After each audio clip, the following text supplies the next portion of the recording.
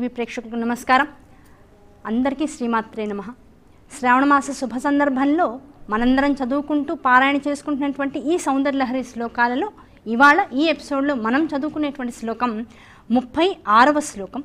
తవాజ్ఞాచక్రస్థం తపనశశికోటిద్యుతిధరం పరం శంభుం వందే పరిమిళిత పార్శ్వం పరచిత యమారాధ్యన్ భక్త్యా రవిశశి శుచీనామ విషయే నిరాలోకే లోకే నివసతి భాలోక భువనే. ఇది శ్లోకం. శ్లోకాన్ని జాగ్రత్తగా పట్టుకున్నట్లయితే, అమ్మ నీ యొక్క ఆజ్ఞాచక్రములో మొట్టమొదటి ఏం చెప్పారు, కొన్ని శ్లోకాల్లో మూలాధార చక్రం నుంచి పైకి వెళ్తూ ఉంటాం. ఈ పైకి వెళ్ళినటువంటి క్రమంలో ఇప్పుడు సౌందర్యలహరిలో శంకరాచార్య వారు ఏం చెప్తున్నారు, ముందు ఆజ్ఞాచక్రంలో ఉండేటువంటి శివదర్శనాన్ని చేయిస్తూ కిందకి ప్రయాణం చేయిస్తున్నారు. ఆ ప్రయాణం చేయించడంలో అంతరార్థం ఏమిటి అంటే, విశేషమైనటువంటి సాధనలో ఎవరైనా సరే ముందు దేన్ని దర్శించుకోవాలో దాన్ని కనుక దర్శించుకున్నట్లయితే ఆ సాధన పరిపృష్టమవుతుంది. సాధనని పరిపృష్టం చేసేటువంటి వాడు గురువు అనబడతాడు కనుక, అటువంటి గురువు అయినటువంటి శంకరాచార్య వారు చేసేటువంటి చాలా కీలకమైనటువంటి విధానం ఇదంతా కూడా. ఈ విధానంలో మొట్టమొదటి ఆజ్ఞాచక్రాన్ని జాగ్రత్తగా గమనించినట్లయితే, అమ్మ నీ యొక్క ఆజ్ఞాచక్రంలో ఉన్నవాడు, అలాగే కోటి సూర్యచంద్రుల ప్రకాశాన్ని కలిగినవాడు. ఈయన ఎలా ఉంటాడట, మామూలు తేజస్సు కాదు, కోటి సూర్యులు కోటి చంద్రులు ఒకేసారి కనుక జగత్తులోకి ఆవిష్కృతమైతే ఆ తేజస్సు ఎంత విశేషంగా ఉంటుందో అటువంటి తేజస్సుని తన యందు కలిగినటువంటి వాడు అటువంటి వాడు. అలాగే సుగుణ నిర్గుణ తత్వాలు అలాగే శక్తులు రెండింటిని కూడా ఇరువైపులా తన యొక్క స్థాయిలో ఇరువైపులా కలిగినటువంటి వాడమ్మవాడు.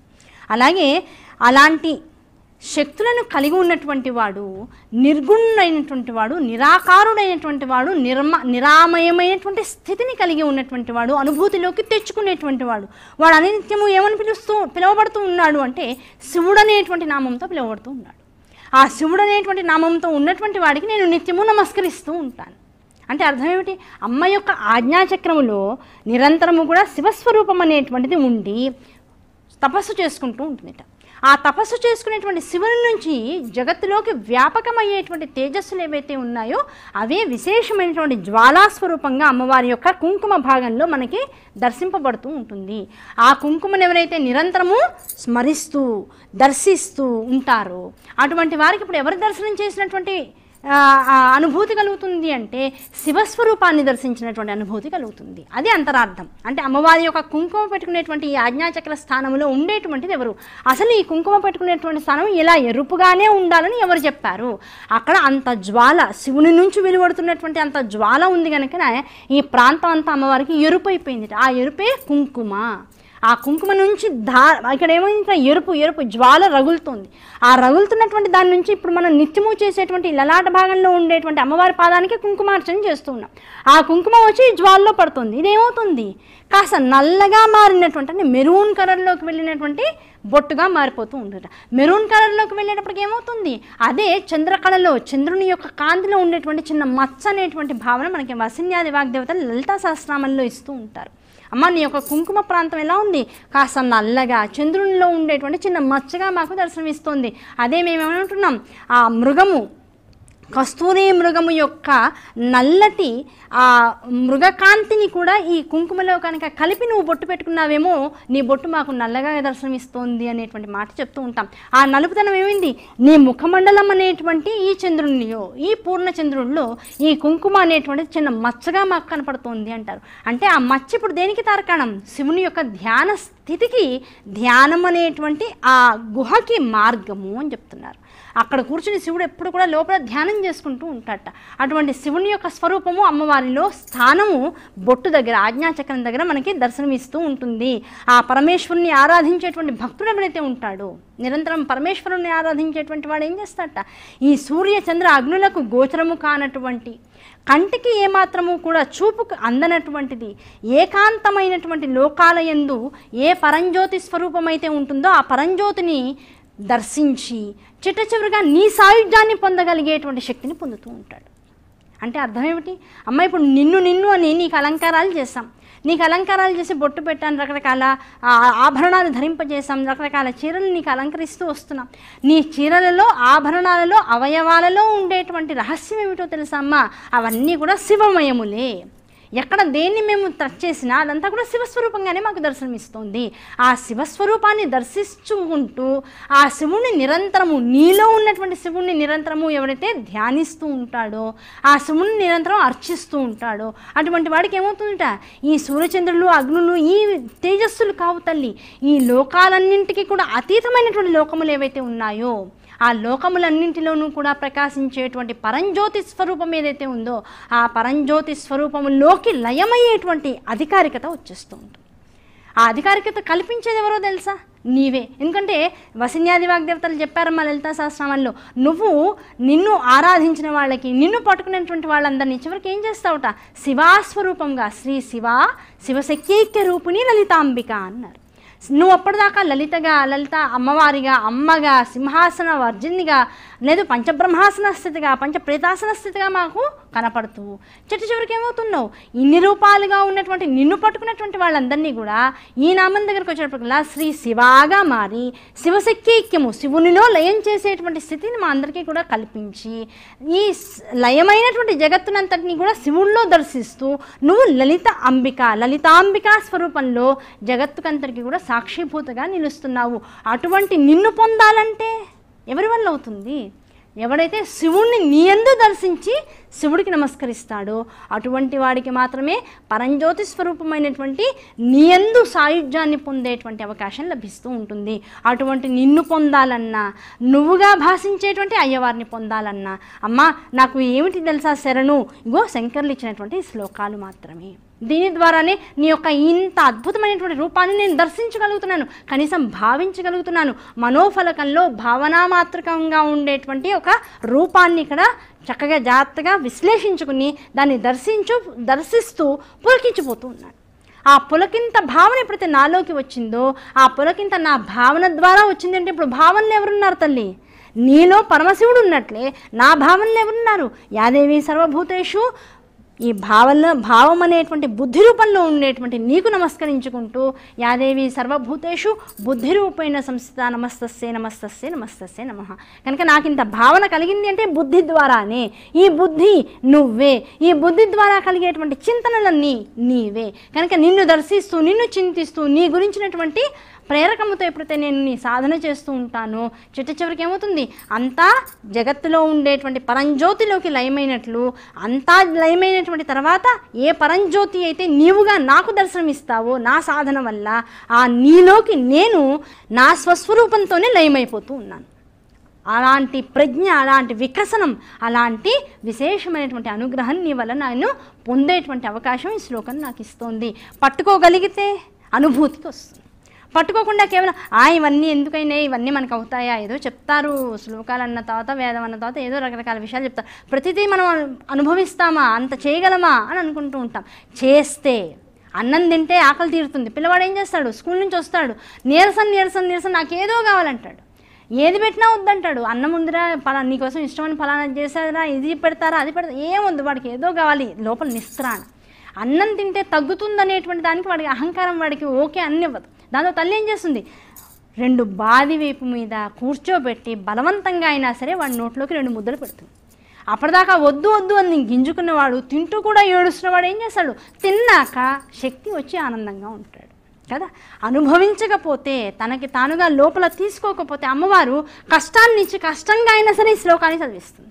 ఏమో ఇక్కడ ఈ శ్లోకాన్ని చదివితే ఫలానా కష్టం పోతుందిట అని అనుకుంటాం. ఆ కష్టం కోసమైనా ఈ శ్లోకాన్ని చదువుతాడు వీడు. శ్లోకం చదివితే ఏమొస్తుంది, చైతన్యం ఇంకాస్త ఉద్దీపనం చెందుతూ ఉంటుంది. అటువంటి స్థితికి నువ్వు రావాలి. రావడం కోసం ఈ శ్లోకాలు, దానికోసం కొన్ని ఎదురకుండా నిన్ను ప్రలోభ పెట్టడం కోసం కొన్ని లౌకికమైనటువంటి ఆనందాన్ని ఇచ్చేటువంటి విషయాన్ని కూడా ఇక్కడ ఆధారం చేసి పెడుతూ ఉంటారు. ఆధారం పెట్టినటువంటి విషయాన్ని పట్టుకోవడం కోసమైనా శ్లోకాన్ని పట్టుకో. శంకరాచార్య వారు అది మనకి చెప్తున్నారు నిగూఢంగా. నీకు ఏవైతే కావాలనుకున్నావో వాటి కోసమైనా శ్లోకాన్ని పట్టుకోరా. నీకు తెలియనటువంటి ఒక సుఖం వైపుకి శ్లోకం తనంతట తానుగా నిన్ను తీసుకువెళ్తుంది. ఎందుకంటే ఇక్కడ శ్లోకంగా ఉన్నటువంటిది ఏమిటి, మంత్రము, బీజాక్షరము. ఆ బీజాక్షరం ఏం చేస్తుంది, అంతర్లీనంగా ఉన్నటువంటి ఆధిపత్య దేవత వైపుకి నిన్ను రమించేలా చేస్తుంది. అది నువ్వు సిద్ధత్వాన్ని పొందడం, అటువంటి సిద్ధిని పొందడానికి ప్రయత్నం చేయి. అది ఈ శ్లోకం ద్వారా చెప్పారు. కనుక అమ్మవారి ఆజ్ఞాచక్రానికి నమస్కరించుకుంటూ, ఆజ్ఞాచక్రంగా మనకి భాషిస్తున్నటువంటి అక్కడ ఉన్నటువంటి కుంకుమకి నమస్కరించుకుంటూ, ఆ కుంకుమ లోపల ఉండేటువంటి చైతన్య స్వరూపుడైనటువంటి ఆ పరమేశ్వరుడికి నమస్కరించుకుంటూ తర్వాత శ్లోకంలోకి వెళ్దాం అందరం కూడా. 37వ శ్లోకం. విశుద్ధౌతే శుద్ధ స్ఫటిక విశదం వ్యోమజనకం శివం సేవే దేవీమపి శివ సమాన వ్యవసితాం యయోః కాంత్యా యాంత్యా శశికిరణ సారూప్య సరణేః విధూతాంతర్ధ్వాంత విలసతి చకోరీవ జగతి. ఇది శ్లోకంలోకి జాగ్రత్తగా వచ్చినట్లయితే ఇప్పుడు అమ్మవారి యొక్క విశుద్ధి చక్రంలోకి తీసుకువెళ్ళారు. ఇంత ముందు శ్లోకంలో ఏం చెప్పారు? ఇది ఆజ్ఞాచక్రం అమ్మ. ఈ ఆజ్ఞాచక్రంలో కోటి సూర్య వెలుగులతో వెలుగుతున్నటువంటి ఆ ప్రచండమైనటువంటి తేజోస్వరూపుడైనటువంటి పరమేశ్వరుని యొక్క దర్శనం చేస్తున్నాను అని చెప్తున్నారు. ఇప్పుడు ఏం చేస్తున్నారు? ఇక్కడ విశుద్ధి చక్రంలోకి వచ్చారు. ఆ విశుద్ధి చక్రంలోకి వచ్చి ఏం చెప్తున్నారు? అమ్మ ఆ విశుద్ధి చక్రంలో అయ్యవారు ఎలా ఉన్నారట? శుద్ధ స్ఫటికం వలె మెరిసిపోతూ ఉన్నారట. ఇంతకుముందేమో కిరణాలతో దేదీప్యమైనటువంటి తేజో సంపదతో వెలిగిపోతున్నటువంటి శివస్వరూపాన్ని మనకి దర్శింపజేశారు శంకరాచార్య వారు. విశుద్ధి చక్రం దగ్గరకు వచ్చేటప్పటికల్లా శుద్ధ స్ఫటిక సంకాశం, శుద్ధ స్ఫటికము వలె, స్ఫటికము ఎలాగైతే మెరిసిపోతూ ఉంటుందో అందున శుద్ధత్వము కలిగినటువంటిది, అంటే వజ్రంగా మెరిసిపోతూ ఉంటుందిట. ఆ వజ్రంగా మెరుస్తున్నటువంటి ఒక పటిక కనుక ఇక్కడ పెట్టినట్లయితే అది ఎంత విశేషమైనటువంటి ప్రజ్ఞ తెల్లదనాన్ని కలిగి ఉంటుందో అలా మెరిసిపోతూ ఉన్నటువంటి వాడు. అలాగే ఆకాశతత్వాన్ని సృష్టించినటువంటి వాడు. ఈ విశుద్ధి చక్రంతో పాటు ఆకాశతత్వాన్ని అంతా కూడా సృష్టించినాడట ఆయన. ఆ సృష్టించినటువంటి వాడు అలాగే జగత్తు అంతటికి కూడా చల్లదనాన్ని అనుగ్రహించగలిగినటువంటి వాడు అయినటువంటి పరమశివుడు. ఆ పరమశివుడు అయినటువంటి వాడుకు ఆయనకి నమస్కరిస్తున్నాను. ఆయన ఎక్కడున్నాడు? విశుద్ధి చక్రంలో ఉన్నాడు. ఎలా దర్శనమిస్తున్నాడు? శుద్ధ స్ఫటిక సంకాశం వల్లే మనకందరికీ కూడా దర్శనమిస్తూ ఉన్నాడు. ఆ శుద్ధ స్ఫటిక సంకాశము కలిగినటువంటి వాడి తత్వం ఏమిటి? ఆకాశతత్వం. ఆకాశతత్వాన్ని గట్టిగా పట్టుకున్నటువంటి వాడికి ఏమర్థం అవుతుంది? చల్లదనం అంటే ఎలా ఉంటుందో అర్థమవుతుంది. ఆ చల్లదనాన్ని మా దాకా తీసుకురాగలిగినటువంటి నీ విశుద్ధి చక్రంలో రహస్యంగా ఉన్నటువంటి ఆ శివతత్వానికి మేము నమస్కరిస్తున్నాము. అది అసలైనటువంటి రహస్యం. నమస్కరించి ఏం చేస్తున్నారట? ఆ శివునితో సమానురాలైనటువంటి నువ్వు. ఇద్దరికి ఎలాంటి సంయోగం ఉంది అంటే శివానంద లహరిలో మొట్టమొదటి శ్లోకంలో చెప్తారు శంకరాచార్య వారు. అమ్మ ఇద్దరు ఎలాంటి వారు? కళాభ్యాం చూడాలంకృత శశికళాభ్యాం నిజతపఫలాభ్యాం భక్తేషు ప్రకటిత ఫలాభ్యాం భవతు మే శివాభ్యాం అస్తోకత్రిభువన శివాభ్యాం హృది పునర్భవాభ్యాం ఆనంద స్ఫురదనుభవాభ్యాం నతిరియం. ఇద్దరు ఎలాంటి వాళ్ళు? వేషంలో కానీ, రూపంలో కానీ, ఆభరణాల్ని ధరించడంలో కానీ, చల్లదనాన్ని జగత్తుకి ఇవ్వడంలో కానీ, సాధకుణ్ణి భక్తుడనేటువంటి వాడిని ఉద్ధరించడంలో కానీ మీ ఇద్దరు కూడా ఎప్పుడు సమమైనటువంటి స్థాయిని కలిగినటువంటి వారు. అలాగే ఈ జగత్ అనేటువంటి మహాస్థితిలో మీరిద్దరు కూడా ఎలా ఉంటారట?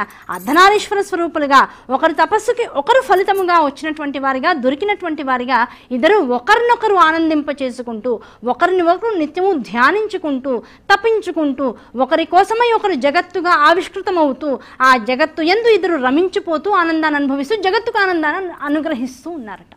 అలా అనుగ్రహించేటువంటి మీ ఇద్దరు ఇప్పుడు ఆకాశతత్వంగా నీ విశుద్ధి చక్రంలో అయ్యవారు ఉన్నారన్నాం, ఆయన చల్లగా ఉన్నాడన్నాం.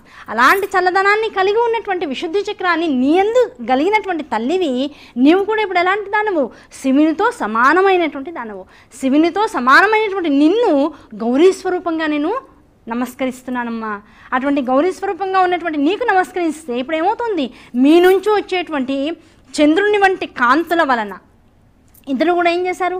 తమ యొక్క శిఖలలో చంద్రకళలని ఆభరణాలుగా ధరించారు. అంటే ఇప్పుడు మీ నుంచి వచ్చేటువంటి ఆ చంద్రకాంతులు ఏవైతే ఉన్నాయో అవి ఏం చేస్తున్నాయి? జగత్తులో అజ్ఞానాంధకారాలన్నింటినీ కూడా జగత్తు నుంచి విడదీసేసి, చకోర పక్షులు ఎలాగైతే అమ్మ ముఖము నుంచి స్రవించేటువంటి అమృత వర్షాన్ని మాత్రమే స్వీకరించి ఆనందాన్ని పొందేటువంటి స్థితిలో ఎప్పుడు కూడా సంచరిస్తూ ఉంటాయో ఆకాశ మార్గంలో, అలా మా వంటి వారి యొక్క మనస్సులను కూడా చకోర పక్షులని చేసి ఈ ఆకాశతత్వం అనేటువంటి విశుద్ధి చక్రంలో మేము కూడా సంచరించేలా చేసి. అంటే ఓ డౌట్ వస్తుందండి, విశుద్ధి చక్రం అన్నారు, ఇక్కడ ఉంటుంది అన్నారు. ఆకాశతత్వంలో చకోర పక్షులు తిరుగుతున్నాయి అన్నారు. ఇప్పుడు మేము కూడా చకోర పక్షుల వల్ల ఈ విశుద్ధి చక్రంలో తిరుగుతున్నామని మళ్ళీ చెప్తున్నారు. మనము చకోర పక్షులం ఎలా అవుతాము, విశుద్ధి చక్రంలో ఎలా తిరుగుతాం, అసలు నన్ను అడిగితే అసలు ఆకాశతత్వంలో ఎలా తిరుగుతాం, అసలు ఈ శ్లోకంలో ఏమన్నా అర్థం ఉందా అంటే, ఏ విశుద్ధి చక్రాన్ని అయితే ఆధారంగా చేసుకుని ఇప్పుడు మనం చదువుతున్నటువంటి శ్లోకాలన్నీ కూడా ఒక నాదాన్ని అనుసంధానం చేసుకుని వ్యక్తీకరింపబడుతూ ఉన్నాయో జగత్తులోకి, అదే విశుద్ధి చక్రంలో మనస్సుని అమ్మవైపుకి లయం చేసి చకోర పక్షుల వలె విహరించడం అనేటువంటి ప్రాతిపదికకి ప్రామాణికత.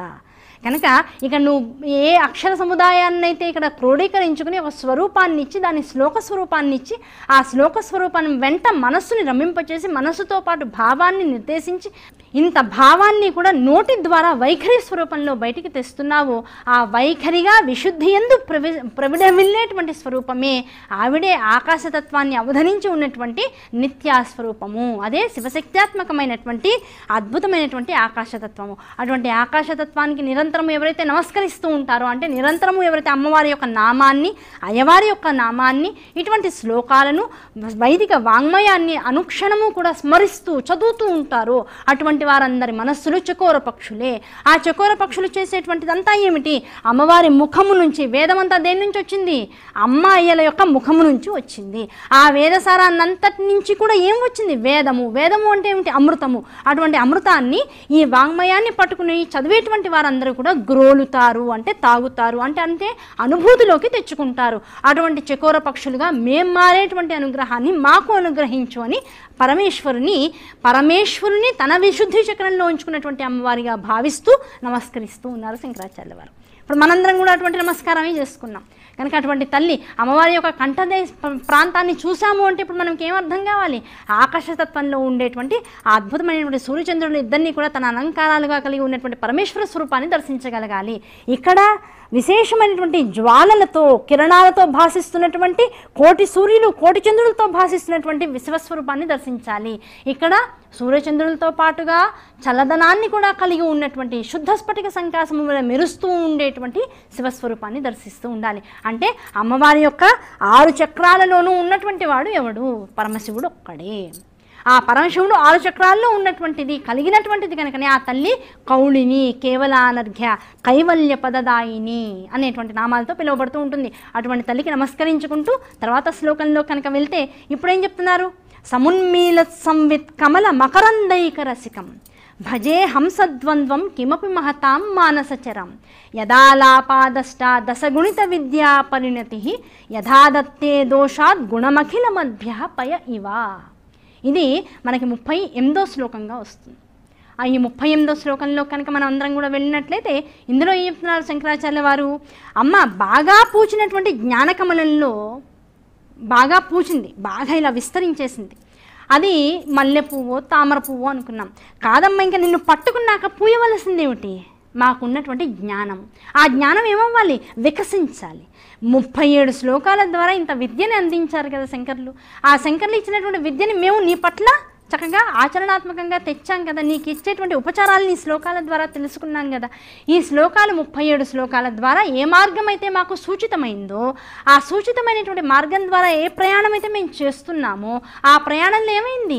మా జ్ఞానం అనేటువంటిది సంపన్నమైంది, సుసంపన్నమైంది, అంటే వికసించింది. ఆ వికసించినటువంటి కమలంలో ఇప్పుడు ఏమైంది? తేనెని ఆసక్తిగా ఆస్వాదించేవి ఉన్నాయి. ఈ జ్ఞానం అంతా వికసించింది. వికసించినటువంటి పువ్వులో తేనె ఉంటుంది. ఆ తేనెని ఆసక్తిగా ఆస్వాదించాలి అంటే ఏం కావాలి? భ్రమరాలు కావాలి, తేనెటీగలు కావాలి. ఆ తేనెటీగలు ఎక్కడుంటాయట? మహానుభావులైనటువంటి వారు, గురువులైనటువంటి వారు ఎప్పుడు కూడా తమ మనస్సుల్లో ఈ సంచరించేవి ఏవైతే ఉంటాయో 2 హంసలు ఉంటాయమ్మా. మహానుభావులు అంటే ఏమిటి? నేను ఇంకా సాధనలో ఉన్నాను తల్లి, నీ గురించి కాస్త శ్లోకాలకి ఇచ్చినటువంటి అర్థాల ద్వారా తెలుసుకుంటుంటేనే ఇంత ఆనందాన్ని పొందుతున్నాను కదా. ఇంత ఆనందాన్ని తమదైనటువంటి సాధనతో పొందినటువంటి వారు ఎవరైతే ఉంటారో వారు ఋషులుగా, మహర్షులుగా, గురువులుగా విశేషమైనటువంటి స్థానాల్లో అధిరోహించి ఉన్నారు. వారి యొక్క మానసిక స్థితిగతి అంత ఉచ్చమైనటువంటి స్థితిలో ఉంది. వారు అనునిత్యము కూడా నీతో పాటు రమించిపోతున్నారు. ఎక్కడ? వారి యొక్క హృదయ మండలంలో. ఆ హృదయ మండలంలో ఉండేటువంటి ఆ శుద్ధమైనటువంటి జలం ఏదైతే ఉందో అదే మానస సరోవరము అంటాం. ఆ మానస సరోవరము శుద్ధమైనటువంటి జలంతో చక్కగా నిండిపోయి ఉంటే ఆ మానస సరోవరంలో ఏముంటాయి తెలుసా అమ్మా? మా పెద్దవాళ్ళు చెప్పగా విన్నాను తల్లి, లింగ పురాణంలో విన్నాం, శివపురాణంలో విన్నాను తల్లి. 2 హంసలు జంటగా అక్కడ విహరిస్తూ ఉంటాయి. ఆ 2 జంటలు అక్కడ విహరిస్తూ ఉంటే ఇప్పుడు ఏం కలుగుతోంది మాకు? ఆ 2 జంటలు కూడా మహానుభావులైనటువంటి వారి యొక్క మనస్సులో నిత్యము కూడా విహరిస్తూ ఉండేటువంటి శివపార్వతులు మీ ఇద్దరు, మా తల్లిదండ్రులుగా భాషించేటువంటి మీ ఇద్దరి యొక్క స్వరూపమే. అదే హంస స్వరూపం, అదే సోహం స్వరూపం, అదే మాలో ఉండేటువంటి ఉచ్ఛ్వాస నిశ్వాస సంయోగము. ఆ సంయోగమే మాకు 2 హంసల స్వరూపంలో మహానుభావుల యొక్క మానస సంచారము చేసినటువంటి మీ ఇద్దరి యొక్క స్వరూపాల్లో మాకు దర్శనమిస్తూ ఉన్నాయి. అటువంటి వారిని దర్శించాలన్నా, అటువంటి వర్ణనకు అతీతమైనటువంటి దృశ్యాలను మేము అనుభవంలోకి తెచ్చుకుని దర్శించాలన్నా, మహానుభావులు ఎవరున్నారు? మహానుభావులు మాకు శంకరాచార్య వారే మహానుభావుడు అండి. ఇంత పెద్ద స్తోత్రాన్ని ఇచ్చాడు ఆయన, మా ఎదురుకుండా మాకు రూపాన్ని ఇచ్చారు కనుక కాషాయ వస్త్రాన్ని ధరించి చేతిలో జ్ఞానదండాన్ని పట్టుకుని అలా కూర్చుని హాయిగా ప్రశాంతంగా ఆయన ధ్యానం చేసుకుంటున్నారు. ఆయన మనస్సు అనేటువంటి ఫలకంలో మీ ఇద్దరు కూడా నిరంతరము హంసస్వరూపంలో అక్కడ చరించడం అనేటువంటి దాన్ని నేను భావిస్తున్నాను. ఈ భావన, ఇంత గొప్పదైనటువంటి భావన నాకు ఎలా కలిగింది? ఆ అదృష్టం నాకు ఎలా కలిగింది అంటే ఒకటే విషయం చెప్తున్నాడు. ఏమాత్రం వర్ణనకు అందనటువంటి భావాలు మాకు కలగాలంటే కూడా మాలో కూడా జంట హంసలు తిరుగుతున్నాయి అనేటువంటి విషయం, నిజమనేటువంటి విషయాన్ని నేను నమ్మాలిగా. ఇక్కడ ఉన్నదే నీకు దృశ్యంగా కనపడుతుంది, ఇక్కడ లేనిదేది నీకేది కనపడుతుంది జగత్తులో. నువ్వు ఇలా ఉన్నావు కనుకనే, నీలో ప్రపంచం ఉంది కనుకనే ప్రపంచం నీకు కనపడుతూ ఉంది. ఇక్కడ ఏమీ లేదు, ఇక్కడ కేవలం మానస సంచరరే అనేటువంటి స్థాయిలో మనస్సులో సంచరించేటువంటి హంసలు ప్రయాణిస్తూ కనపడుతున్నాయి. ఆ ప్రయాణిస్తున్నటువంటి హంసలు నేను మహానుభావుడు అనుకున్నటువంటి నా గురువు యొక్క హృదయ ఫలకంలో నేను ఎలా దర్శనం చేస్తున్నానో అది నా హృదయ కమలంలో కూడా ఉంటేనేగా అక్కడ నాకు కనపడేది. ప్రపంచం ఎలాంటిదో దృశ్యము అలాంటిదేగా. విశ్వం దర్పణ దృశ్యమాన నగరి అన్నారు కదా దక్షిణామూర్తి స్తోత్రంలో. మరి రెండింటినీ ఏకస్థాయిలో కనుక ఆలోచించుకుంటే ఆ హంసలు నా గురువులైనటువంటి శంకరాచార్య వారి హృదయంలోనూ చూడగలుగుతున్నాను, అలాగే నా హృదయంలో కూడా ఉన్నాయని నమ్మకంతో చెప్పగలుగుతున్నాను. ఈ రెండింటినీ ఎప్పుడైతే నేను దర్శిస్తూ ఉన్నాను, వర్ణనకు అతీతమైనటువంటి ఆ హంసలు రెండింటినీ కూడా నేను భావించి నేను మనోనేత్రాలతో చూడగలుగుతున్నాను. వాటి తీయని కూటల చేత ఇప్పుడు ఏమవుతుంది, హంసల్ని దర్శించా, అవి ఏమవుతున్నాయి, మానసగతమైనటువంటి ఆ చెరువులో అవి అలా తిరుగుతూ తిరుగుతూ తిరుగుతూ ఉన్నాయి, సరస్సులో తిరుగుతూ ఉన్నాయి. ఆ తిరుగుతూ ఉంటే అవి తిరుగుతున్నప్పుడల్లా ఆ నీళ్లు కదలడం, ఆ లోపల ఆ కాళ్ళు కొట్టుకుంటూ అవి ముందుకు జరుగుతూ ఉండడం, ఆ జరుగుతూ ఉన్నటువంటి సమయంలో మధ్య మధ్యలో ఆనందం కలిగినప్పుడల్లా అవి నోటితో చిన్న స్వరాన్ని చేస్తూ ఉండడం, ఇవన్నీ నాకు వినపడాలిగా. అవి కనపడుతున్నాయి అంటే వినపడాలి కూడా. అవి వినపడుతూ ఆ చిన్న చిన్న కూతలు వింటూ వాటి నుంచి వచ్చేటువంటి హంసల అద్భుతమైనటువంటి ఆ హంసల శరీరంలోంచి వచ్చేటువంటి ఒక కమ్మనైనటువంటి వాసన వస్తుంది, దాన్ని కూడా నేను పీలుస్తూ ఇన్ని భావనలతో కూడినటువంటి అచేతనమైనటువంటి స్థితికి ఎప్పుడైతే నేను వెళ్తూ ఉన్నానో, ఈ అచేతనమైన స్థితి ఏమిస్తుంది మాకు? ఆ కూతల ద్వారా, ఈ చలనం ద్వారా, చలించేటువంటి ఆ పాదాల ద్వారా, కదులుతున్నటువంటి నీటి ద్వారా మాకు ఏది అనుభూతిలోకి వస్తుందంటే అష్టాదశ కళలు ఏవైతే ఉన్నాయో, 18 కళలు అంటారు. అమ్మ నీ కళలు ఎన్నో తెలుసా? 18 కళలు. ఆ 18 కళలు, అష్టాదశ కళలు, అలాగే అష్టాదశ పీఠాలు అంటాం. అష్టాదశ కళలే అష్టాదశ పీఠాలుగా ఉంటాయి. ఆ పీఠాలలో ఉన్నటువంటి నీ యొక్క ఆవిర్భావ సృష్టి రహస్య విశేషాలన్నీ కూడా మాకు ఆ కూతలలోనూ, ఆ చరించేటువంటి హంసల యొక్క పాదద్వయంలోనూ, అవి చరించేటువంటి సమయంలో కదులుతున్నటువంటి నీటి యొక్క పొరలలోనూ, దాంతోపాటు అనుభూతికి వస్తున్నటువంటి ప్రకృతిని మానసికంగా దర్శనం చేయడం అనేటువంటి విభాగంలోనూ మాకు దర్శనమిస్తున్నాయి. ఆ దర్శింపబడుతున్నటువంటి ఈ రహస్యాలు ఏవైతే ఉన్నాయో ఆ రహస్యాలన్నీ కూడా నీ నుంచి జగత్తుగా ప్రవిఢవిల్లినటువంటివే. ఇవన్నీ కూడా నీ యందు నిక్షిప్తమైనటువంటి విషయాలే అనే రహస్యాన్ని ఎప్పుడైతే నేను తెలుసుకుంటానో, ఇప్పుడు కనపడేటువంటిది ఒక దృశ్యమా, నీ రూపమా అంటే నీ రూపం అనబడేటువంటి ప్రకృతి అనేటువంటి దృశ్యమే నా యందు నిరంతరము సంచరిస్తోంది. ఆ సంచరించేటువంటి స్వరూపాన్నే నీ రూపముగా భావించి నేను దర్శిస్తున్నాను. నేను దర్శిస్తున్నటువంటి ఈ దేహం ఏదైతే ఉందో అదే పరమశివునిది. ఆ దేహమును ఆధారంగా చేసుకోబట్టి ఆత్మస్వరూపిణి అయినటువంటి నీవు లోపల ఒక దృశ్యముగా నాకు భాషిస్తూ ఉన్నావు. ఈ శక్తి నాకు ఎక్కడి నుంచి వచ్చింది? నీకు నమస్కరించడం ద్వారా వచ్చింది. పరమశివుణ్ణి నీ యందు స్మరించడం ద్వారా వచ్చింది. ఈ శక్తిని ఈ దేహం ఉన్నంత వరకు నా యందు కలిగించి ఉంచు తల్లి. నిన్ను నిత్య దర్శనం చేసుకునేదే ఈ శరీరము ఆనందాన్ని పొందడానికి వీలు లేదు. అటువంటి ప్రమాణాన్ని నేను చేసేసుకుంటున్నాను. ఈ ఆనందము జగత్తు ఇంకెక్కడిలోంచి నాకు ఎక్కడి నుంచి వద్దు. కనుక ఈ ఆనందం అంతా ఇప్పుడు ఎక్కడ కలుగుతుంది? నా హృదయంలో కలుగుతుంది. హృదయం అంటే ఏమిటి? అనాహత చక్రంలో జరుగుతుంది. కనుక ఇక్కడ అనాహత చక్రంలో పరమశివుడు ఎలా దర్శింపబడుతున్నాడు? 2 హంసల స్వరూపంలో దర్శింపబడుతున్నాడు. ఒకడు ఎలా అయ్యాడు? ద్వంద్వముగా ఉండి కనపడుతూ ఉన్నటువంటిదే సోహం అనేటువంటి స్థితిలో ఈ ముక్కులోంచి ప్రాణవాయువు పీల్చబడుతూ ఉంటుంది. ఆ పీల్చబడినటువంటి ప్రాణవాయువే మళ్ళీ కార్బన్ డైఆక్సైడ్గా బయటికి నత్రజనిగా విడవబడుతూ ఉంటుంది. ఈ రెండు యోగములు ఏకధాటిలో జరగకుండా రెండుగా లేకపోతే జీవుడు అనేటువంటి వాడు భాషించడానికి, వాడు ఉండడానికి అవకాశం లేదు. వీడు ఉండాలి అంటే రెండుగా భాషించాలి. కనుకనే హృదయ పలకం అనేటువంటి అనాహత చక్రంలో పార్వతీ పరమేశ్వరులు ఇద్దరు 2 హంసలుగా దర్శనమిస్తూ ఉన్నారు. ఇద్దరు చేసే పని ఏమిటి? నాలో ఉండేటువంటి ప్రాణాధార శక్తిని, దేహాన్ని నిలబెడుతూ ఉండడమే. ఆ నిలబడేటువంటి ఈ దేహంతోనూ, నిలబడబడుతున్నటువంటి ప్రాణాధార శక్తితోనూ నేను అంతర్లీనమై నిత్యము ఆ హంసల యొక్క దర్శనాన్ని చేసుకోవాలి. ఇది నా యొక్క కాంక్ష. శంకరాచార్య వారు చెప్పేశారు.